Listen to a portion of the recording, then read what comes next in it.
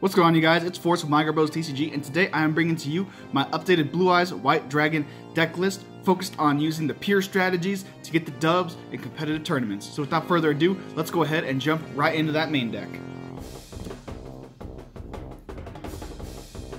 Starting off as always with standards. 3 of the Blue Eyes White Dragon Big House himself. 2 alternatives, pretty standard. This is a ratio I found very long ago that I've always loved. 1 Dragon Spirit of White, and instead of running 2 in this build, I'm actually running the 1 Blue Eyes Solid Dragon to complement with the Dragon Spirit of White. So the reason I'm running this guy is a lot of the main decks now that we have problems with are like Thunder Dragons. So if you can go second against the Thunder Dragon deck, they're going to make their boards.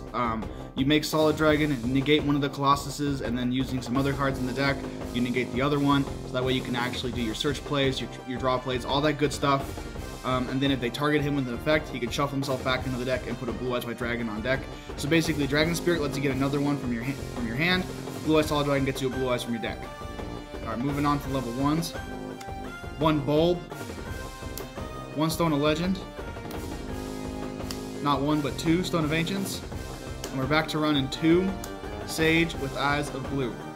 I really like this this ratio because the way I look at it is Sage is basically, if I want him to be an extra copy of either of the stones, because you can just normal summon him and then search one of the stones.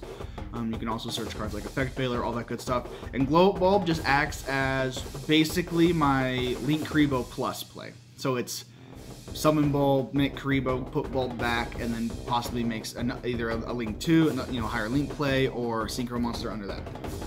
So that does it for the Blue Eyes lineup. Now looking at the other cards in the main deck. Running 3 Danger Bigfoot. So I've been back and forth on a lot of different danger ratios for this deck. The reason I'm going with Danger Bigfoot as opposed to everything else, he's level 8, 3k beater. If he's discarded, pops a face-up card on the field. It's the most generic and most useful stuff. I just figured I'd rather see a Bigfoot going first or second regardless than a lot of the other dangers in this Blue Eyes deck, because having like the level 3 Jackalope on board doesn't really help. The level 7 Nessie doesn't help. Chukunako doesn't help. And I'm not that concerned about face-down cards right now as I am to face-up cards, because a lot of the cards that people play to out Blue Eyes are Floodgates, Anti-Spell, all that good stuff, and he can help get rid of them.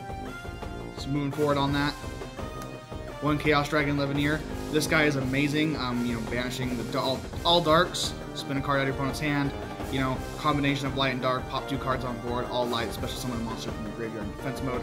He's an amazing extender and push card for the deck.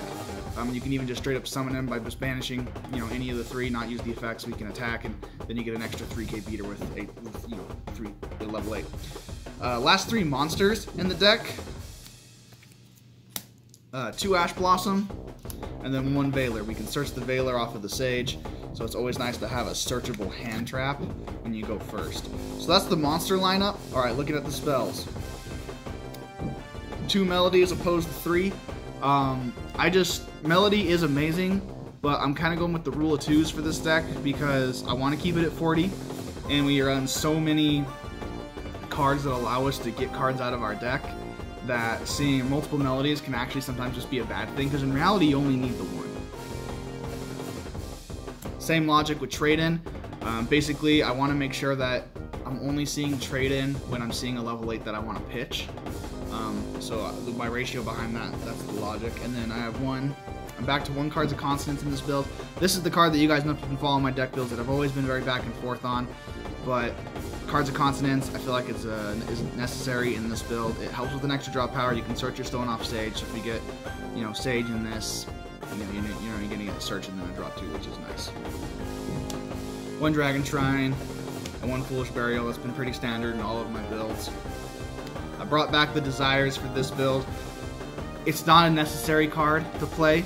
I know a lot of people are back and forth on Desires, but in my opinion, I like it in this deck. Everything is either a 2 or 3 of, excluding like 1 of here and there with like hand traps and stuff, but I'm just not that worried about banishing all of my materials, and this can really help you dig into some of those like extra cards you need just to be able to push.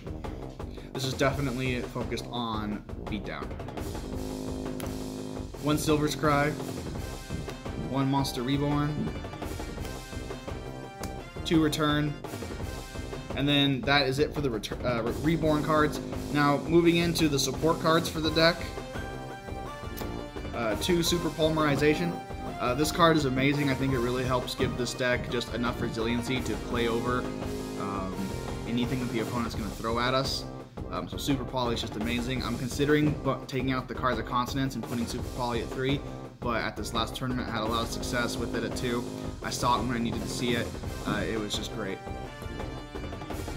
Keep rounding off the support. Triple Called by the Grave. You want to protect your combos. You want to banish stuff out of your opponent's graveyard and negate effects. Called by the Grave is the way to go. 2 Infinite Impermanence, and it's not the only trap card in the deck because we're also running 1 Typhoon. Guys, right now I'm thinking Pendulum Magicians are going to be a very heavy deck right now in the meta game, so having Typhoon in the main deck is a really nice option because it just gives you, having Typhoon and Impermanence, it gives you different things to do. If your opponent goes first and they start making plays, Typhoon can even bail you out of a Pendulum Scale, you know, or it can just help get rid of stuff. Looking at the extra deck, 1 Spirit Dragon and 1 Azorize. That's it for the synchros. This is really all I think we need. Spirit Dragon puts in work by himself. Azorize protects all your stuff. 1 Hope Harbinger. That's pretty standard. 1 Alcei, the Sylvan Protector. If you're not familiar with this guy, basically once per turn you can declare 1 card name, excavate the top card of your deck, and if it is the declared card, you can add it to your hand. Otherwise, send it to the graveyard. So basically, what you can do is intentionally call the top card wrong, and then, you know, send whatever, and then you get to return a card on the, you know, get to spin a card off the field. He's great for outing Thunder Dragon boards, just in general. It's not a destruction effect, so they can't banish to protect, so it's just really nice. He's got a 32 booty, so it's going to be hard to get rid of, and he only requires 2 level 8s. I guess further on Alcei, you could also try to call it right and get a card to your hand. You know, why not? So Galaxy Eye Cypher Dragon. So I'm running the Galaxy package in this. So Cypher Dragon to get a steal. 107 is really nice. I like using him against Thunder Dragon matchups, Rogue deck matchups. If I don't want to use my Cypher Dragon immediately in a game because the steal just isn't really what I need, I'll go into him. And then 1 Full Armor Photon Dragon, just because I can make him over the top of either of the 2. 4K Beater, pops a card, amazing. Can I say more? Don't need to. Looking at the links, pretty standard. 1 Karibo, 1 Land for Linkus, and 1 Underclock Taker. Underclock helps with pushing for game, get that extra damage. 1 Triple Burst. It's just a generic Link 3 that's really easy for this deck to make. Does piercing, can negate stuff during the damage step. Really nice. Newest addition to my Link plays for this deck. I'm running the Blackluster Soldier Link. He's pretty amazing. 3 monsters with different names, and if you make him with a level 7 or higher monster or monsters as material, your opponent cannot target him with card effects, and he cannot be destroyed by your opponent's card effects. So he can be kind of a pain in the butt, being a 3K beater. It's immune to card effects because you're going to have to hit him over with battle. So that's really nice. If he destroys a monster by battle, he gains one of these 3 effects, your choice. Gains 1500 attack, can make a second attack in the battle phase, or banish 1 card off the field. He's amazing. I mean, because basically, the longer he's on the field, the harder he's going to be to get rid of him. And that's what I like about him. And then to round it off, 1 Borreload. I still don't think Borrelsword is the most necessary card for Blue Eyes because, you know, Borrelsword is essentially, he's the OTK. Borreload is more of a problem solver than Borrelsword in my opinion. Borrelsword, you push for game. Borreload, you solve a problem. And with Blue Eyes, I've gotten to a lot of scenarios to where, man, if I only, you know, I'm going to need something that's going to be able to get rid of something for me that's easy, or steal it and get it off my opponent's board. Borreload and the Cypher Dragon kind of work hand in hand with that. And then my main extra deck Super Poly targets, Starving Venom Fusion Dragon and Predaplant Dragostopalia, if I'm pronouncing that right. Basically, the reason why these guys are my choices is they're the obvious choices, both requiring dark monsters on field. The Predaplant one requiring a fusion monster and a dark monster, but they're also both level 8s, and that's really nice because you can basically Super Poly and then you get a free level 8 out of it. Decent size attack, good negation effects, good balance effects, so that's why I like using these guys. So basically what I'll do is I use him a lot more in the Pendulum matchup, him a lot more in the Thunder Dragon matchup, because he's a fusion monster and a dark monster. He is just 2 dark monsters, so you can realistically use either of them, but that is kind of my logic behind these two guys. You know, you also never know what you're going to face, so he can kind of help be generic with that. So guys, that is the extra deck and main deck. Real quick, we'll jump over to the sides. So I'm running one extra Super Poly Target in the side, Mud Dragon to the Swamp, 2 monsters with the same attribute but different types. It's really generic. You can turn them, use this quick effect, turn them into a light, and protect all of your light dragons. It's nice. It's generic enough to work, and I like it. Extra hand traps. 2 Ghost Ogre. Really helps against... Ghost Ogre is one of the best hand traps against pendulums. You know, you can snipe the Electromite with it. You know, snipe skills. It's amazing. This card's just awesome. Obviously, you got to run the 3rd Ash Blossom somewhere, so I keep it in the side. It matchup specific. If I feel like I need to see the Ash Blossom more, then I'll put in the 3rd one. This deck that I built is focused more on being stronger going second, and being okay if it goes first. That's the logic behind this deck build. So with that in mind, I still run the double sphere mode in the side. I cut my Lancias to 2. I'm running enough hate for Thunder Dragons that I thought Lancia isn't a guaranteed win. So it's a guaranteed stall for 1 turn, basically. So that's just kind of what I'm going with it, with my logic on just dumping that to 2. Gotta run back row hate, so 3 Twin Twisters. True Draco, Pendulum hate, everything hate, evenly matched. Just, you know, wrecks everything. And then something I haven't put into my side deck in a hot minute. We have 2 Dimensional Barriers. Thunder Dragons Fusion Summon. Pendulums are pendulums.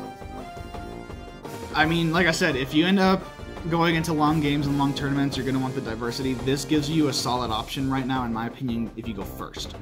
Obviously, there's going to be decks that you don't side those in, but you'll see a lot of decks that you will want to have it against.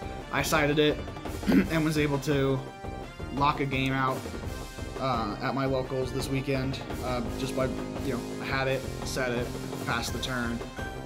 Pendulum player started to do his thing, and then I was able to basically get I was able to get the turn away by having the Dimensional Barrier. So guys, let me know in the comments what you think below about this deck list. Like I said, this is focused on being okay if it goes first, but more determined on being more abusive and beatdowning going second. Let me know in the comments what you think below about this deck list. I think this is probably the best one that we've come up with on this channel in a long time. Smash the like button, white lightning that subscribe button. If you feel like it, head over to the Patreon, because donating just $1 a month can really help support the channel and bring a more amazing deck list like the one you see here today. Thank you guys so much for watching, and I'll see you next time. It's time to duel!